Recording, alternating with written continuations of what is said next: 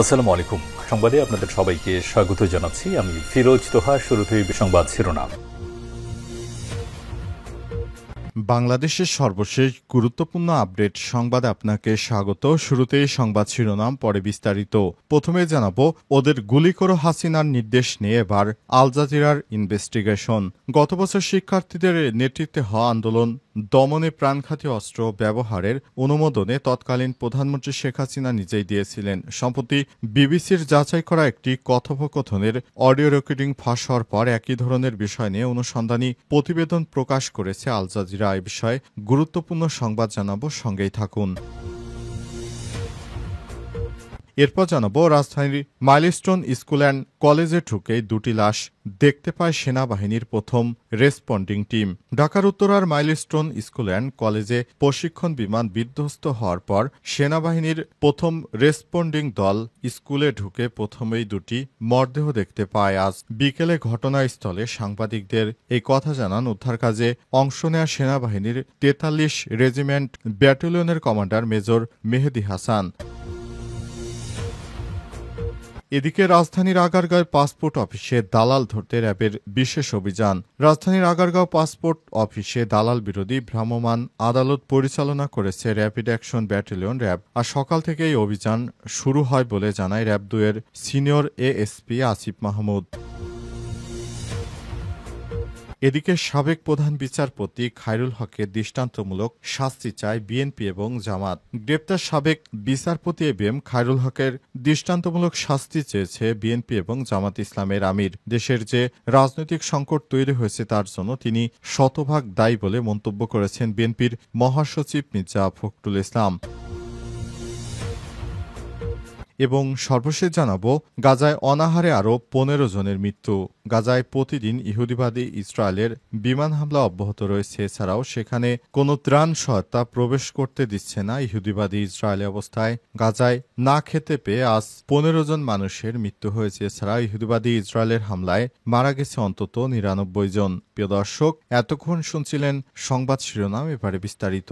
তবে তার আগে বন্ধুরা, অনুরোধ থাকবে এই সংবাদটিতে একটি লাইক দিন। এই চ্যানেলে আপনি নতুন হয়ে থাকলে আমাদের সংবাদটি দেখতে দেখতে চ্যানেলটি সাবস্ক্রাইব করে রাখুন। কমেন্ট করে বন্ধুরা আপনার মূল্যবান মতামত জানিয়ে দিন আপনি বিশ্বের কোন দেশ থেকে বা বাংলাদেশের কোন স্থান থেকে আমাদের সংবাদটি দেখছেন এবং শুনছেন। আর বন্ধুরা, গাজা যুদ্ধে আপনি যদি নিরীহ ফিলিস্তিনিদের ভালোবেসে থাকেন, কমেন্টে ইয়েস লিখে বিশ্ববাসীকে জানিয়ে দিন। এবারে বিস্তারিত। ওদের গুলি করো হাসিনার নির্দেশ নিয়ে এবার আল জাজিরার ইনভেস্টিগেশন।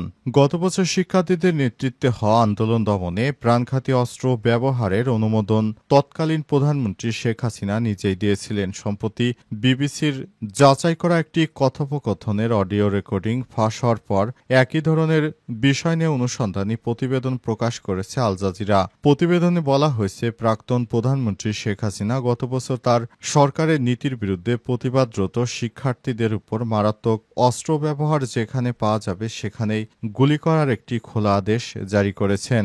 আল জাজিরার হাসিনার গোপন ফোন কল রেকর্ডিং প্রকাশ করে দিয়েছে।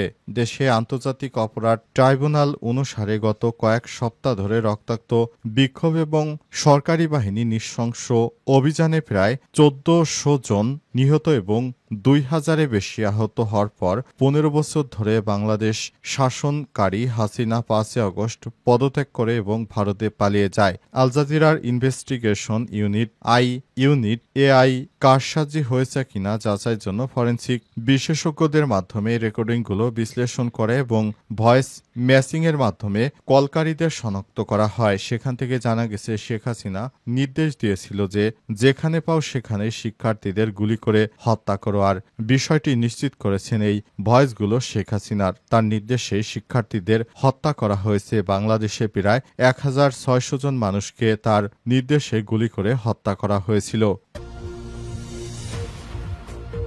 মাইলস্টোনে ঢুকেই দুটি লাশ দেখতে পায় সেনাবাহিনীর প্রথম রেসপন্ডিং টিম। ঢাকার উত্তরার মাইলস্টোন স্কুল অ্যান্ড কলেজে প্রশিক্ষণ বিমান বিধ্বস্ত হওয়ার পর সেনাবাহিনীর প্রথম রেসপন্ডিং দল স্কুলে ঢুকে প্রথমেই দুটি মরদেহ দেখতে পায়। আজ বিকেলে ঘটনাস্থলে সাংবাদিকদের এই কথা জানান উদ্ধার কাজে অংশ নেওয়া সেনাবাহিনীর ৪৩ রেজিমেন্ট ব্যাটালিয়নের কমান্ডার মেজর মেহেদী হাসান। তিনি বলেছেন, বিমান বিধ্বস্তের সঙ্গে সঙ্গে আমরা প্রথম রেসপন্ডিং টিম হিসেবে মাইলস্টোনে প্রবেশ করেই দুটি মরদেহ দেখতে পাই। বিমানটি যেখানে বিধ্বস্ত হয়েছিল সেখানে আগুন জ্বলছিল। আগুনের সামনেই দুটি মরদেহ পড়েছিল। আমাদের চোখে প্রথম যে দৃশ্যটি ধরা পড়ে সেটি ছিল সবথেকে কষ্টকর। এই স্পটে এসে ওটা দেখার পরই আমরা আমাদের উদ্ধার কার্যক্রম শুরু করি। তিনি আরো বলেছেন, আমরা এখানে আনুমানিক 2 থেকে 3 মিনিটের মধ্যে পৌঁছে যাই। যেহেতু আমাদের ক্যাম্পের অবস্থান 100 থেকে 150 গজের মধ্যে, সেহেতু আমাদের আসতে খুব বেশি সময় লাগেনি। উদ্ধার কার্যক্রম শেষ করার পর আমাদের মোট 25 জনের মতো সৈনিক অসুস্থ হয়েছিল, কিন্তু ক্রিটিক্যাল পর্যায়ে কেউ নেই। বর্তমানে 11 জন সৈনিক ঢাকার সিএমএইচে সম্মিলিত সামরিক হাসপাতালে চিকিৎসাধীন অবস্থায় রয়েছে বলে জানান মেহেদী হাসান।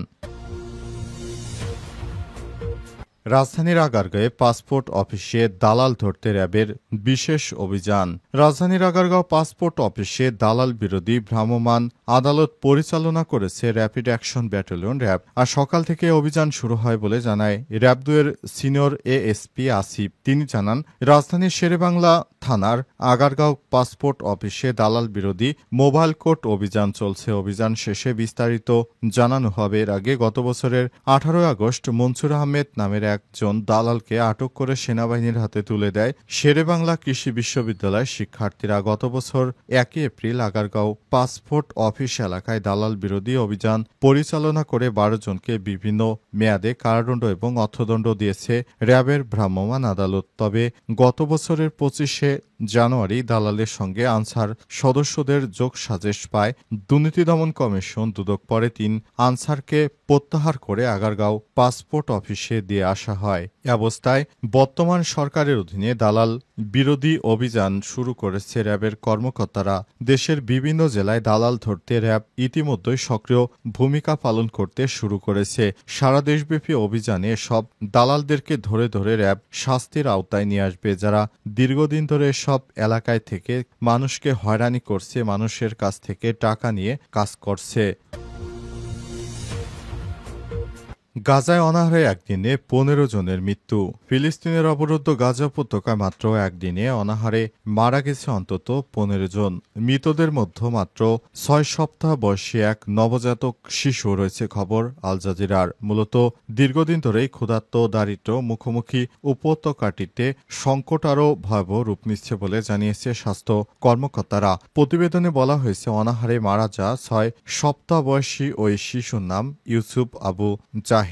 দুধের অভাবে তার মৃত্যু হয়েছে। শিশুটির চাচা আদহাম আল সাফাদি বার্তা সংস্থা রয়টার্সকে বলেছেন, বাজারে কোথাও দুধ নেই, আর পাওয়া গেল একটি ছোট টিনের কৌটার দাম $100 পর্যন্ত। আল জাজিরা আজ জানিয়েছে, মৃত্যুপুরীতে পরিণত হয়েছে গাজা। সব জায়গায় মানুষের লাশ আর লাশ, কোথাও কোনো ফাঁকা জায়গা নেই। পুরো গাজা ধ্বংসস্তূপে একদম শেষ হয়ে গেছে। গাজার মানুষেরা খুবই সংকটময় অবস্থার মধ্যে রয়েছে। তারপরও ইহুদিবাদী ইসরায়েলের বিমান হামলা অব্যাহত রয়েছে। অবস্থায় গাজার নিরীহ মানুষ এখন কোথায় যাবে, কি করবে? তাদের করার কিছু নেই, তাদের পালানোর কোনো জায়গা নেই। তারা কোথায় যাবে? ইহুদিবাদী ইসরায়েলের হামলা অব্যাহত রয়েছে। এটি কোনোভাবেই গ্রহণযোগ্য কোনো কর্মকাণ্ড হতে পারে না। ইহুদিবাদী ইসরায়েল এখনও নির্বিচারে প্রতিদিন ধ্বংসযজ্ঞ চালিয়ে যাচ্ছে, আর নির্বিচারে মানুষ হত্যা করে যাচ্ছে ইহুদিবাদীরা।